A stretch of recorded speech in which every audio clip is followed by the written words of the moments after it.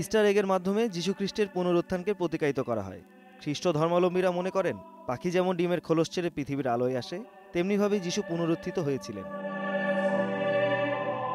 পুনরুত্থানে সেই দিনটিকে বলা হয় ইস্টার সানডে, আর ইস্টার সানডের অন্যতম অংশ ইস্টার এগ। এই ধর্মীয় দিবসকে উদযাপন করতে মস্কোতে চলছে ইস্টার এগ প্রদর্শনী। প্রদর্শনীতে ঠাঁই পেয়েছে 18 শতকের কারুকার্যমণ্ডিত ইস্টার এগ। জারের আমলে পোর্সিলিনে তৈরি এসব ডিমে আঁকা হতো যিশুর ক্রুশবিদ্ধের ঘটনা, নৈসর্গিক দৃশ্য, রাজকীয় মনোগ্রাম, এমনকি বিখ্যাত শিল্পী রাফায়েলের চিত্রকর্ম।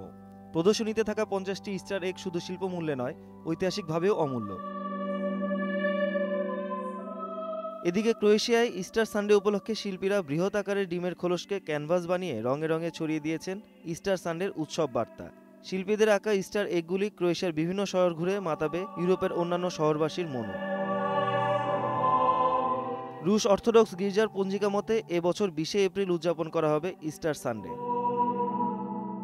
Imran Firdaus, Independent news.